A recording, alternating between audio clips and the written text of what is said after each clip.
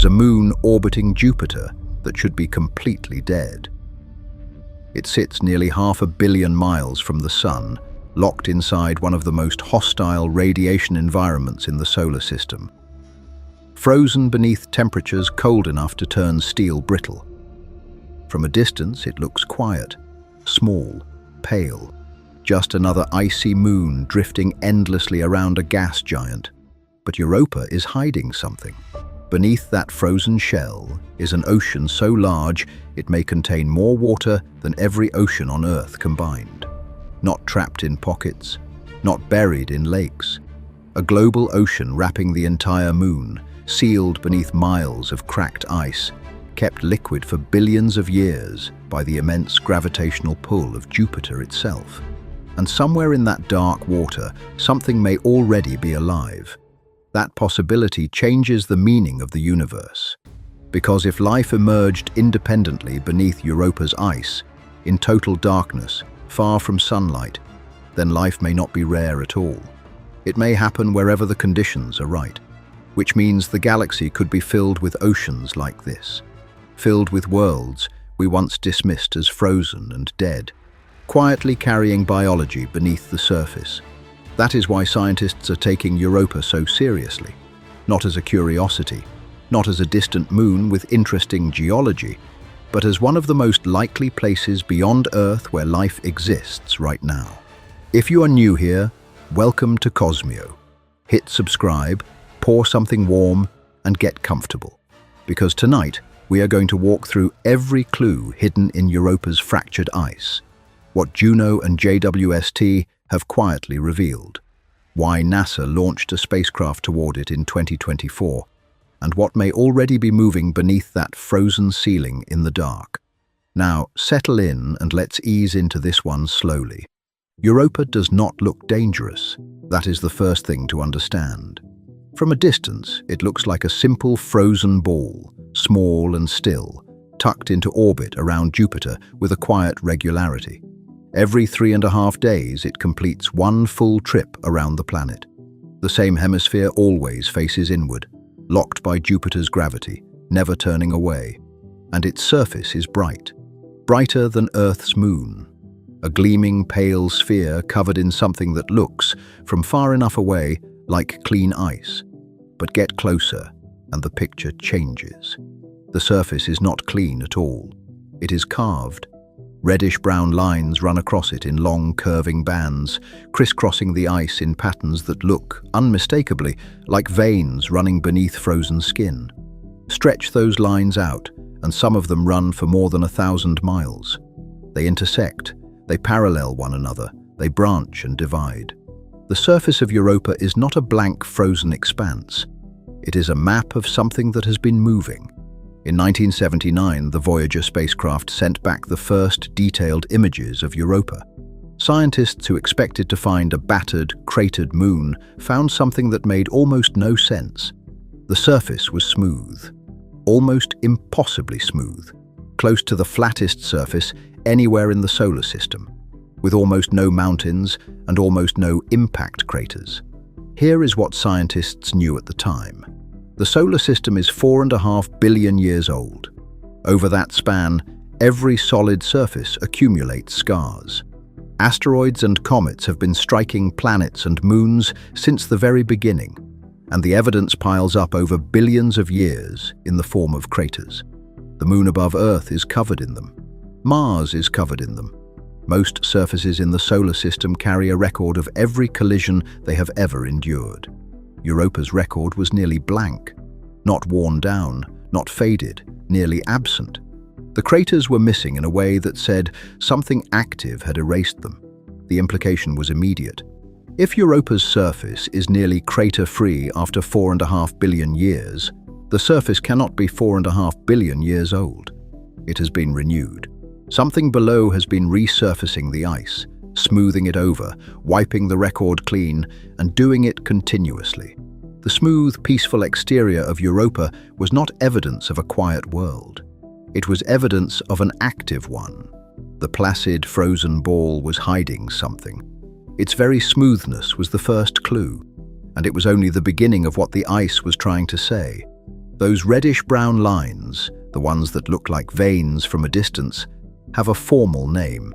Scientists call them lineae, from the Latin word for lines. They are fractures, long, dark cracks in the ice that stretch across Europa's surface in a global web. Some run parallel to one another in bands, others intersect at angles. Together, they form a pattern so extensive, so structured, that it reads less like random damage and more like a language waiting to be decoded. When scientists studied the imagery more closely, something remarkable emerged. On either side of certain fractures, the ice had different patterns, different textures, and different structures, and those structures matched. Rotate one side back toward the other, and the edges lined up cleanly, the way torn pieces of paper reconnect when you fit them back together. The crust of Europa had not simply cracked, it had cracked, separated, and shifted. The two sides of a fracture had moved apart horizontally, like tectonic plates, and the gap had been filled with darker material welling up from below. The crust was not locked in place. It had moved, and in some regions, entire blocks of ice had gone further than that. Sections of the frozen shell had broken free entirely, rotated, drifted, and settled into new positions. Scientists looking at these regions in the Galileo imagery, collected during the spacecraft's flybys of Europa in the 1990s, saw something that looked exactly like what happens to sea ice in Earth's polar waters. In the Antarctic, great plates of ice drift across the ocean surface, crack apart, grind against each other, and pile up in broken ridges. The water underneath drives the motion.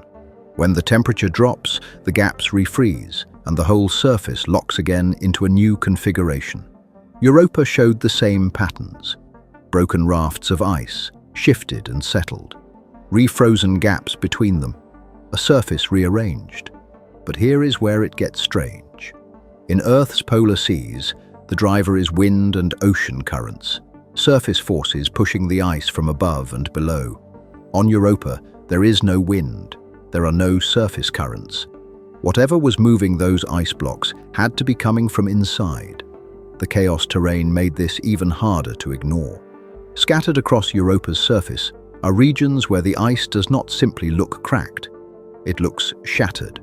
City-sized patches where the surface has broken into irregular blocks, tilted at odd angles, surrounded by rough, hummocky terrain and what appears to be refrozen slush. Scientists call these regions chaos terrain, and they look exactly like what you would expect to see if a section of ice had partially melted from below, allowing the blocks above to shift and tumble and resettle before the temperature dropped again and everything froze back in place. Not a jigsaw puzzle assembled correctly.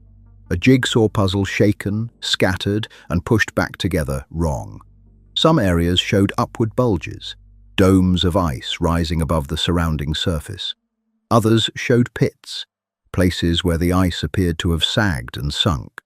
Together, the domes and pits pointed to vertical motion in the ice shell, regions where something beneath was pushing upward in some places and pulling away in others. Two explanations were proposed. The first was cryovolcanism, from the Greek words for cold and fire, a process in which slushy water or partially melted ice oozes upward through cracks and refreezes at the surface, like a slow-motion underwater eruption. The second was simpler and in some ways more striking. The entire ice shell might be floating on a layer of liquid water, decoupled from whatever lay beneath, free to shift and fracture and refreeze as tidal forces kneaded the interior of the moon. By the 1990s, the weight of evidence was accumulating in one direction. Every feature on Europa's surface, the lineae, the chaos terrain, the drifting ice rafts, the domes and pits, the near-total absence of craters, all of it pointed to the same conclusion. The frozen crust was not sitting on bedrock. It was sitting on something fluid, something vast, something hidden. Scientists had not yet confirmed the ocean. That proof was still ahead, but the surface had already told them what to expect when they looked deeper. That proof arrived in the form of a spacecraft. The Galileo mission launched in 1989 and began orbiting Jupiter in 1995. Over the next 8 years, it completed 11 close flybys of Europa, 11 passes, each one pulling back a little more of what the surface had been guarding. Scientists had built a list of questions the spacecraft needed to answer. The first and most important was whether the ocean hypothesis would survive contact with real data, or whether the surface clues, compelling as they were, would turn out to be misleading. They were not misleading. Galileo's instruments measured Europa's density and something called its moment of inertia, a measurement of how mass is distributed through a body's interior. The numbers were consistent with a world layered from the outside in, a thick shell of water ice over a rocky interior. Not a frozen rock coated in frost. A differentiated world with distinct layers. That was the first confirmation. Important, but not yet definitive. Ice on the surface and rocky material beneath it could still, in principle, be frozen all the way through. What came next was harder to argue with. Galileo carried a magnetometer, an instrument that measures magnetic fields. Jupiter generates one of the most powerful magnetic fields in the solar system.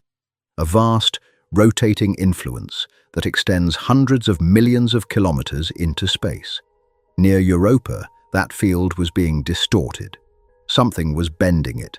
Something close to Europa's surface was responding to Jupiter's field and generating a secondary field of its own. This is called an induced magnetic field. Think of holding a strong magnet near a piece of metal. The metal does not become a permanent magnet, but it responds to the field around it, and that response is detectable. The response is only possible if the material conducting it is electrically conductive. Rock and ice are poor conductors. Salty liquid water is an excellent one.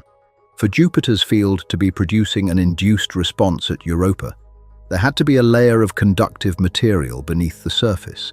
A global layer, continuous, consistent in its response no matter where Galileo measured it. The most plausible explanation, and the one the data pointed to clearly, was a salty ocean. A global ocean, fully encircling the moon, hidden beneath the ice. But here is where it gets strange. The magnetic evidence alone was striking, but it was not standing alone. The imaging data told the same story from a different direction. Scientists had noticed something in the alignment of Europa's longest lineae, those great reddish-brown fractures that crisscross the surface. On a moon with a rigid crust, fractures accumulate in predictable patterns based on where the stress concentrates. The patterns on Europa did not match that model. They matched a different one, a model in which the crust was not rigidly attached to whatever lay beneath it. A model in which the crust was sliding, drifting, rotating slowly over a liquid layer. Not a crust locked to the interior, a crust floating free. And then there were the impact scars. Europa's two largest impact structures are unlike almost anything else in the solar system. Most major impact craters have a clear central depression, a deep bowl gouged by the impactor, surrounded by a rim of ejected material. Europa's largest impacts are different. They show concentric rings spreading outward from the point of impact, shallow and broad, with almost no central depth. The pattern suggests that when those impactors hit, they did not strike solid material all the way down. They pierced a layer of ice and struck something softer below, something that absorbed the impact differently, something that could not hold the shape of a deep crater because whatever was beneath the ice yielded instead of resisting. 4 independent lines of evidence: density and internal structure, induced magnetic field, crack alignment requiring a decoupled crust, impact structures showing a soft subsurface layer, all 4 pointing to the same answer. The ocean was real. Today, Europa is classified as an ocean world. Its interior, from outside to center, a shell of ice, then a global ocean of salty liquid water, then a rocky seafloor, then a metallic core. The picture the surface had been suggesting for decades, Galileo had confirmed, which raised an immediate question, a question that, once you sit with it, starts to feel genuinely unsettling. Europa is roughly 670 million kilometers from the Sun. At that distance, sunlight arrives faint and cold. The surface temperature averages around -160 degrees Celsius. If you placed a glass of water on Europa's surface, it would freeze in an instant. Everything at that distance should be frozen solid. The ice should not be an active shell over a liquid interior. It should be an inert crust over a frozen rock, as dead and rigid as any airless moon in the outer solar system. So why is there a liquid ocean at all? The answer is not the Sun. It never was. The answer is Jupiter. Europa does not orbit Jupiter in a perfect circle. Its orbit is slightly elliptical, and that slight ellipse is not an accident. It is the result of a gravitational tug-of-war between Jupiter and two of its other large moons, Io and Ganymede, which orbit in a resonance with Europa and keep pulling its path out of round. Because of that ellipse, Europa's distance to Jupiter changes slightly on every single orbit. When it is closer, Jupiter's gravity pulls harder. When it is farther, the pull relaxes.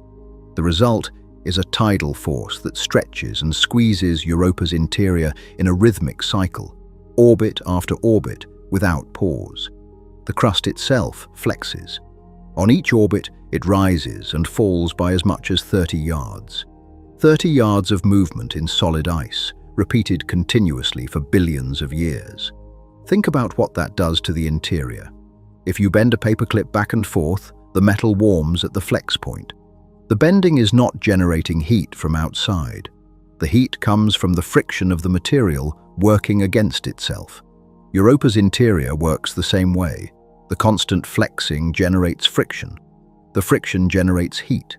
Not enough heat to reach the surface, where the temperature remains brutally cold, but enough heat, trapped in the interior, to keep a vast volume of water from freezing. This process is called tidal heating, and it has been running for roughly 4.5 billion years. Long enough for any geological process to play out fully. Long enough to melt and maintain an ocean larger than anything on Earth. The ocean beneath Europa's ice is estimated to be around 100 kilometers deep. For comparison, Earth's deepest ocean point, the bottom of the Mariana Trench, reaches only about 11 kilometers. Europa's ocean is nearly 10 times as deep as the deepest place on this planet. And because Europa is slightly smaller than Earth, but its ocean is both deeper and fully global, wrapping the entire moon, the total volume of water is estimated at 2 to 3 times the volume of all of Earth's oceans combined. The ice shell sitting above all of that water is estimated at somewhere between 9 and 15 miles thick. That estimate is uncertain. It will be revised. There is data coming that will sharpen the picture considerably. But even at the upper end of the current range, the shell is thin relative to the ocean it covers. A frozen skin over an interior that makes every ocean on Earth look small. This is what tidal heating produces. Not a static, inert moon. A world with a warm interior, a liquid sea, and a dynamic shell that shifts and cracks and refreezes under the influence of a planet whose gravity reaches it every single orbit, without exception. The ice of Europa is not a lid. It is a ceiling, and beneath it, something vast has been waiting in the dark for a very long time. What that ocean contains, and whether anything has ever moved through it, was the question that came next. That ocean sits in total darkness. Not dim, not faintly lit. Total darkness, miles deep, beneath a shell of ice that no sunlight has ever penetrated. And the first question that follows from that is not whether the water is real. We know the water is real. The question is whether anything could live in it. Life requires energy. That is the constraint. On Earth, almost every ecosystem ultimately traces its energy back to the sun. Plants convert sunlight into sugar. Animals eat the plants. Other animals eat those animals.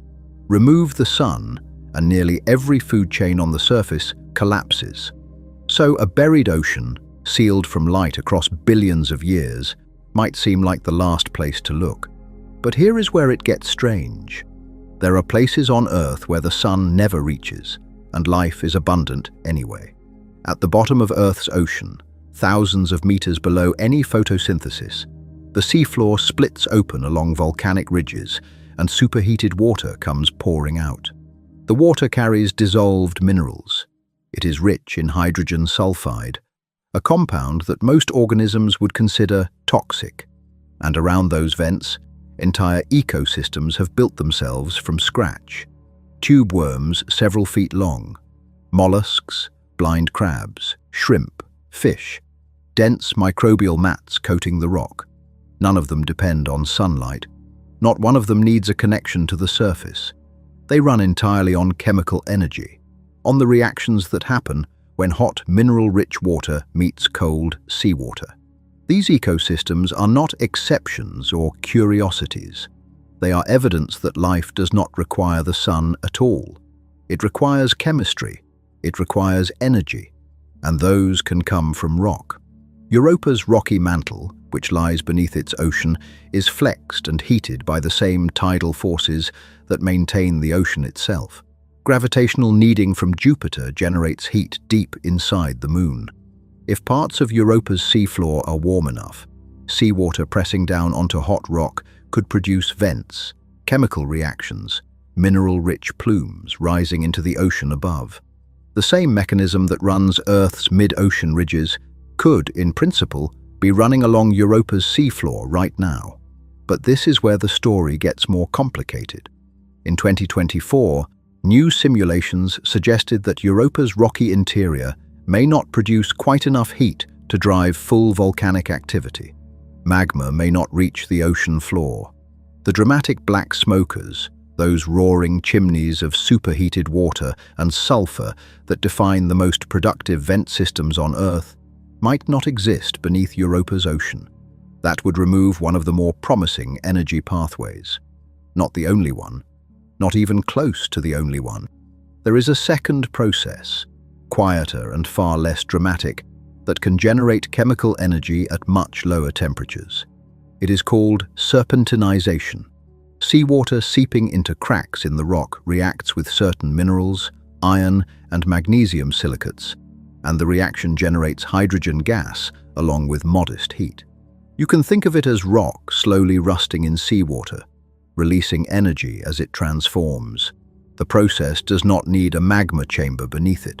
It does not need an active volcanic system. It needs only water and rock in contact, which Europa has in abundance. In 2016, a NASA modeling study found that serpentinization alone, without any dramatic volcanism, could maintain hydrogen production in Europa's ocean at rates comparable to some of Earth's most productive vent fields. And in 2024, updated simulations found that low-temperature hydrothermal systems driven by serpentinization could persist on ocean moons for billions of years. Long enough, easily long enough, for life to find a foothold and establish itself. Europa's seafloor does not need to be a volcanic hellscape. It needs to be wet and chemically active. That, apparently, it can manage. So set the energy problem aside. Consider what else Europa brings to the question of life. Scientists who study habitability often reach for a simple framework. Life needs three things: water, energy, the right chemistry. Pull out any one of those legs and the structure collapses. Europa holds all three. The water is vast. Europa is the wettest world we know of in the solar system.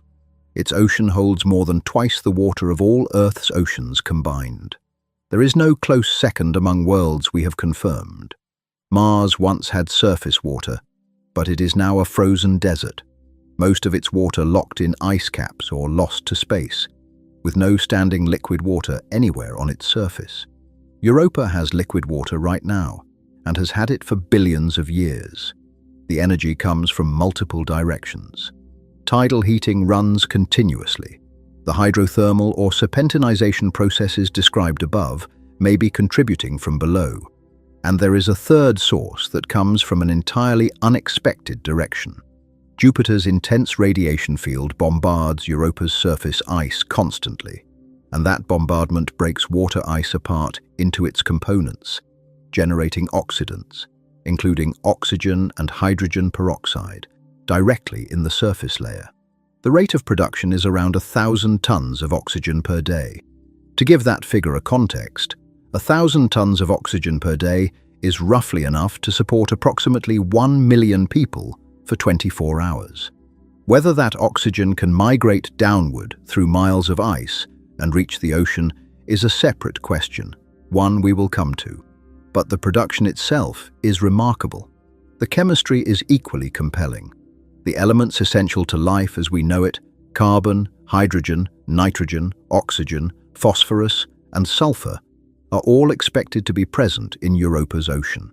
Comets and asteroids have been delivering organic compounds to the Jovian system for billions of years.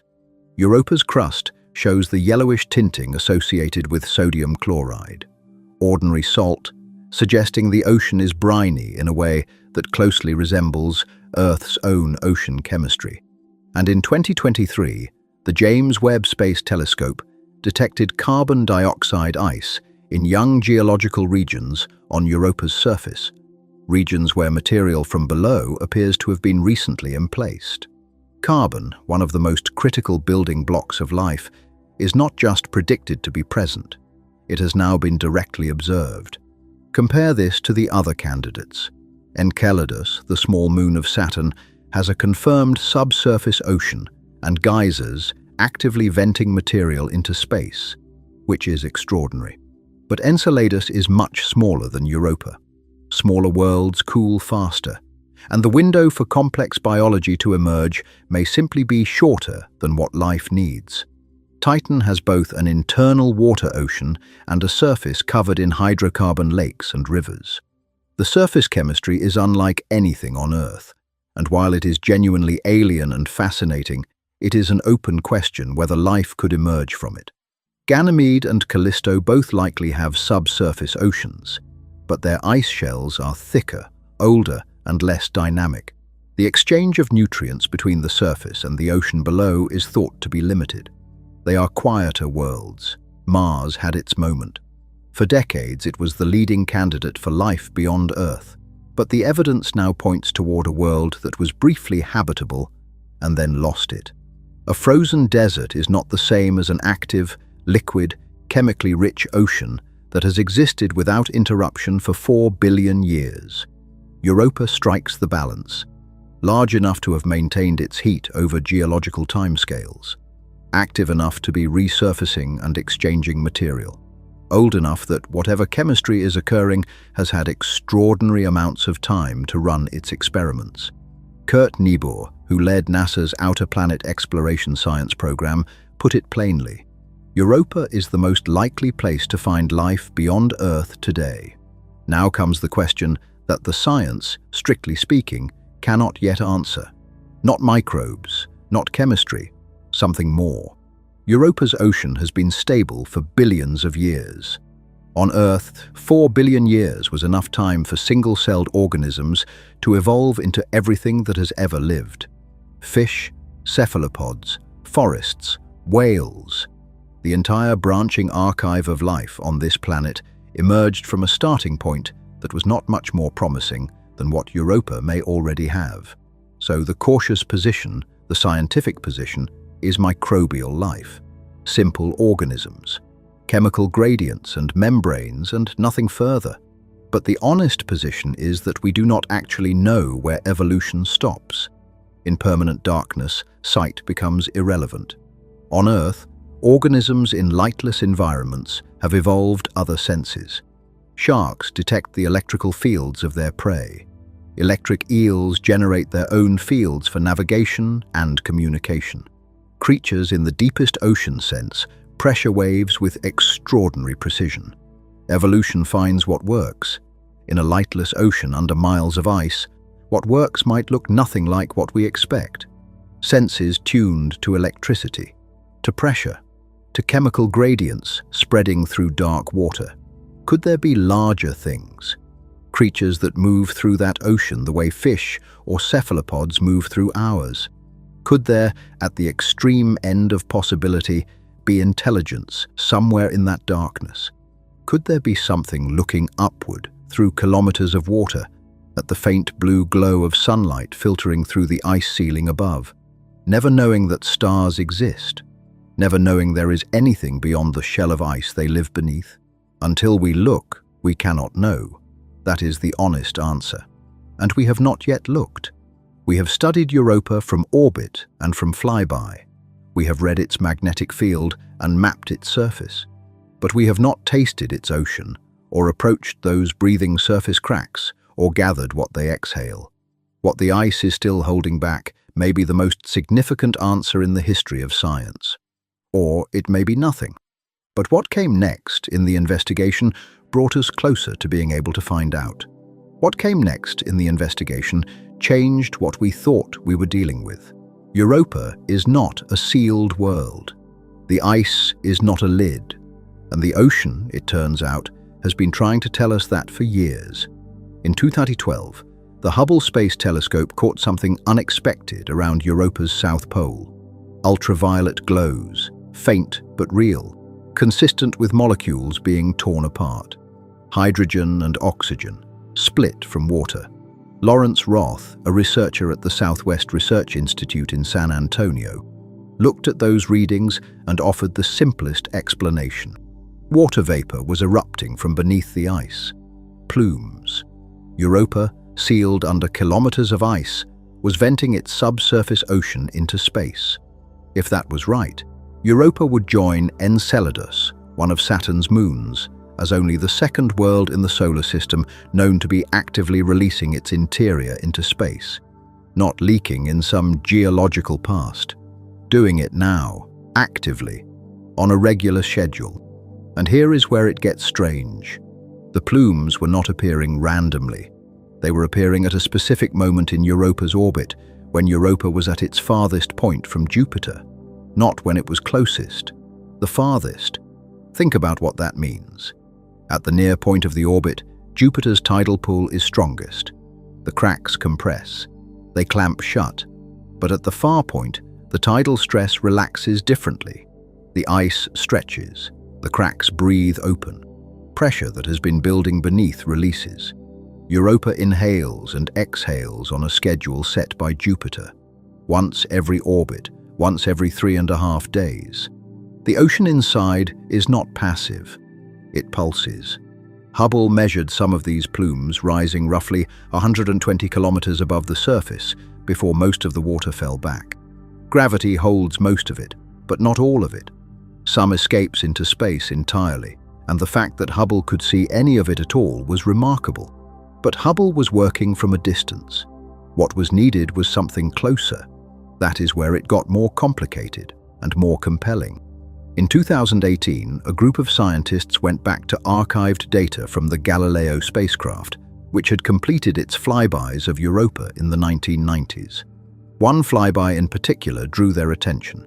The year was 1997. Galileo had passed through the region at an altitude of 206 kilometers. The flyby had been recorded, catalogued, and filed away. Nobody had noticed anything unusual at the time. When the scientists reanalyzed the data, they found something Galileo's instruments had registered, and no one had read correctly. Over a window of 3 minutes, the magnetometer recorded a shift of more than 200 nanoteslas. At the same moment, the plasma wave spectrometer registered a sharp spike in plasma density, the concentration of charged particles around the spacecraft. The team ran the numbers against every model they could construct. One matched. Only one. Galileo, in 1997, had flown directly through a water vapor plume erupting from Europa's surface.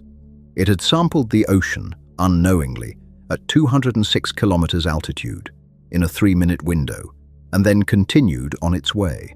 The data had been sitting in an archive for 21 years before anyone recognized what it was. 21 years. That number deserves a moment, not a near miss, not ambiguous readings in a difficult environment. A direct passage through an ocean-connected plume, recorded by 2 independent instruments on the same spacecraft, filed away, and recognized 2 decades later. The spacecraft had already done the work. We just had not read the results.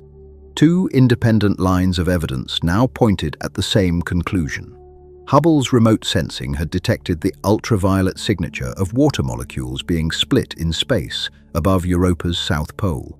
Galileo's onboard instruments had registered the physical presence of a plume from the inside, passing through it in real time. Not hints, not circumstantial.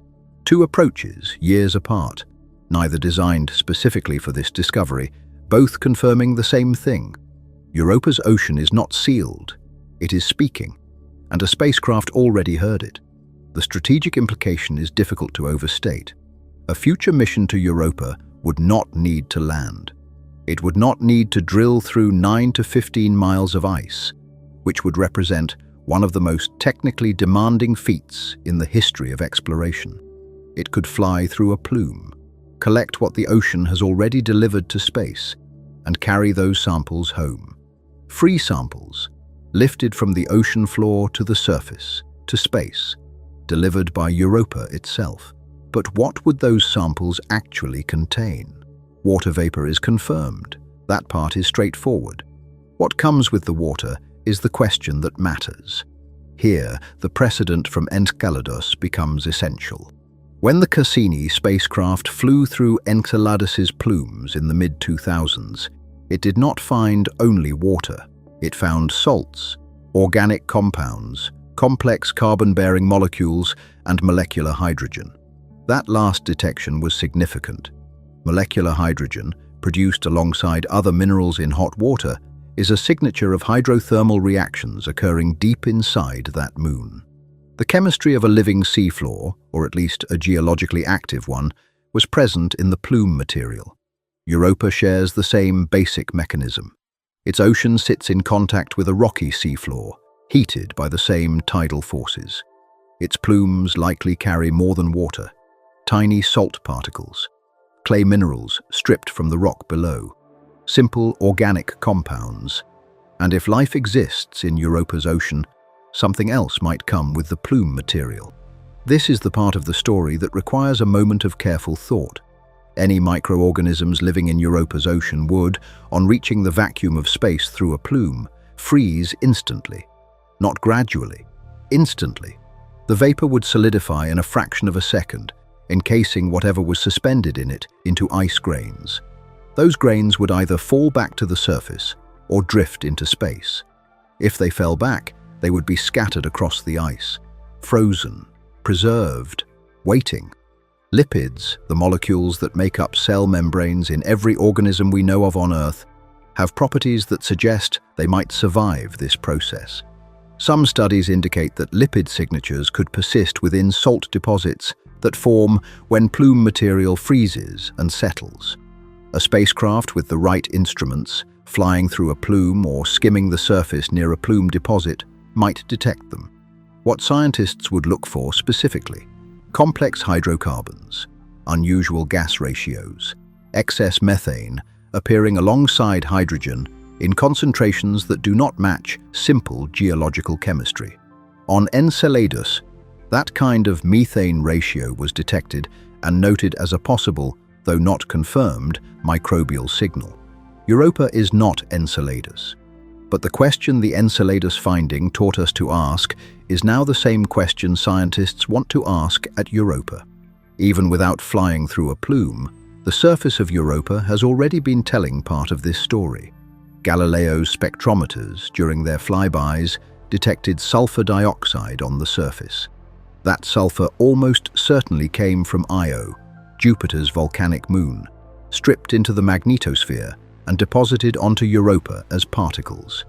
Galileo also detected hydrogen peroxide, formed when the surface ice is bombarded by radiation. The surface is not chemically inert. It is being continuously altered by two processes working simultaneously: material arriving from outside and material rising from below. The trailing hemisphere of Europa, the side that faces backward along its orbit, has a reddish-brown coloration. The color is coming from something: oxidized salts or complex organic compounds, potentially sourced from the ocean, potentially formed in place by radiation acting on the ice. The exact source is not fully resolved, but the presence of non-ice material is clear. Then came 2023, The James Webb Space Telescope turned its instruments toward Europa and detected carbon dioxide, not scattered evenly across the surface, concentrated in a specific region called Terra Regio, an area of chaos terrain, where the ice has been churned and reformed from below. Chaos terrain is not quiet. It is where the surface and the ocean exchange material. The carbon dioxide in Terra Regio was not deposited from above by some external source.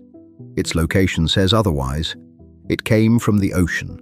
Carbon, one of the elements most central to life as we know it, dissolved in Europa's interior, has been carried to the surface by the same processes that churn the ice. Not circumstantial, not inferred from an analogy to another moon. Direct detection. Carbon in the ocean reaching the surface, confirmed by the most powerful space telescope ever built. And in the same observations, JWST confirmed what Hubble had suggested years earlier. Active water vapor plumes, Europa releasing ocean material into space while the telescope watched. The chemical conditions in Europa's ocean are beginning to look familiar. Water, salt, carbon, organic compounds strongly suspected, energy from the seafloor below and from radiation above. The chemistry of a world that, measured against what we know about the requirements for life, is passing one test after another. What those tests mean, and what they might ultimately reveal, was now a question that demanded a different kind of answer. A different kind of answer arrived in January 2025. NASA published the results from Juno's 2022 Europa flyby, and what the data showed was not what optimists had hoped. Juno carried a microwave radiometer, an instrument designed to measure the temperature profile of Europa's ice by reading the faint microwave energy rising from different depths. It had been built to settle a debate that had run for decades. How thick is the ice, really? Older estimates had ranged widely. Some models favored a thin shell, perhaps a few kilometers, where the ocean would sit close to the surface and exchange chemistry with it freely. Others favored something far more substantial. Juno resolved the argument. The ice averages roughly 29 kilometers thick, about 18 miles. Not thin, not a few kilometers separating the ocean from space. Nearly 18 miles of solid ice, on average, between the surface and the water below. This is the thick ice model, and it is now the confirmed one. The implications are significant, and they cut in both directions. The surface of Europa is continuously bombarded by Jupiter's radiation belt. That radiation splits water molecules in the ice and builds up reactive chemicals, oxidants including oxygen and hydrogen peroxide, at a rate that, as we have already established, amounts to roughly 1,000 tons of oxygen per day. That is potentially meaningful chemistry for ocean life, but only if it can get down to the ocean. 29 kilometers of ice is an enormous barrier. Juno detected small cracks and pores in the near-surface ice, narrow pathways where some material might travel, but those cracks extend only a few hundred meters downward, nowhere near 29 kilometers. The oxidants generated at the surface are not reaching the ocean in any quantity we can currently demonstrate. The ocean is not starved. It has its own chemistry, its own potential energy sources from the seafloor below. But the connection between the irradiated surface and the deep interior is far more limited than the thin ice picture would have allowed. Europa's ocean is isolated in a way that is genuinely difficult to work around from the outside. And the radiation problem runs deeper than chemistry. The surface dose on Europa is approximately 5.4 sieverts per day. To put that in terms that carry weight, 1 sievert causes radiation sickness in a human. 5 sieverts delivered in a day is fatal. Europa's surface, even standing there in a spacesuit, would kill a person in less than 24 hours. More relevant to the search for life, that same radiation destroys organic molecules. Any biosignature carried up from the ocean by geology, any complex carbon chemistry deposited at the surface by an erupting crack or a plume, would be broken apart by Jupiter's charged particles. In the highest radiation zones near the equator, you would need to dig down 10 to 20 centimeters, just to find material that had not been chemically shredded. Not meters, centimeters. This is what the surface delivers to any lander, drill, or sampling arm trying to read what is there.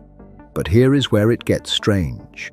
The very problem that makes surface sampling so difficult is what makes the plumes so strategically important. A plume carries ocean material upward and outward without leaving it on the surface long enough to be destroyed. It delivers a sample directly to space. The radiation environment that ruins the surface record is irrelevant to material that bypasses the surface entirely. If you can intercept a plume in flight, you can read what it carries before Jupiter's radiation field gets a chance to rewrite it. A spacecraft launched on October 14, 2024, is already on its way to do exactly that. Europa Clipper lifted off on a SpaceX Falcon Heavy and is now traveling toward Jupiter. It will arrive in April 2030. The mission plan is not to enter orbit around Europa directly. The radiation environment close to Europa is severe enough that extended orbital residence would damage the spacecraft's electronics.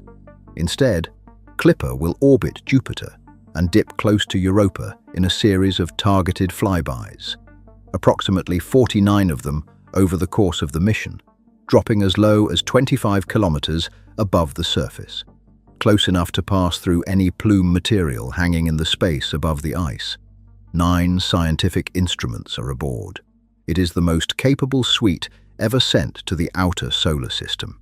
The Europa imaging system will produce high-resolution photographs of the surface, mapping ridges, fractures, and chaos terrain down to features a few yards across, with stereo imaging to reveal 3-dimensional structure. A thermal imager will scan for warm patches in the ice, locations where near-surface water might be melting from below, or where recent activity has left a heat signature. An ultraviolet spectrograph will analyze the thin atmosphere and any plume gases, identifying elements by the specific wavelengths they absorb and emit. Reason, the radar sounder, will send radio waves into the crust and listen for the echoes that bounce back from different layers. Ice structure, brine pockets, internal water lenses, and possibly the boundary between ice and ocean. If the local shell is thin enough in places, will all register differently in the return signal. Magnetometers and plasma instruments will measure the induced magnetic field at high precision across dozens of flybys, building up a detailed picture of the ocean's depth, extent, and salinity. A gravity radio science experiment will track tiny variations in Clipper's own flight path, caused by the gravitational pull of slightly denser or less dense regions inside Europa, to map the interior in 3 dimensions. And then there are MassSpex and SUDA. MassSpex is a mass spectrometer. It sorts molecules by mass, identifying them by their weight at the atomic scale. Water vapor, carbon dioxide, sulfur compounds, simple organics, anything drifting near Europa in the thin exosphere or exhausted from a plume. MassSpex can read it. SUDA is a surface dust analyzer. Tiny grains of ice and dust, ejected from Europa by micrometeorite impacts or plume activity, will strike SUDA's collector at speed, vaporizing on contact. The resulting chemical signature reveals what they were made of, including salts, complex molecules, and anything organic that was riding inside them. Together, MassSpex and SUDA are a flying chemistry laboratory. If the ocean is exhaling, they will read the exhalation. Not approximately, not with the broad strokes available from a distant telescope. At the molecular level, ingredient by ingredient. Clipper cannot directly detect life. It has no instrument that would return a reading labeled biological. What it can do is deliver a definitive habitability assessment and, if something unusual is present in the chemistry, flag it for the missions that would follow. The spacecraft that will taste the ocean without ever touching it. JUICE, the European Space Agency's Jupiter Icy Moons Explorer, launched on April 14, 2023, and will arrive in the Jovian system around 2031. Its primary destination is Ganymede, which it will eventually orbit.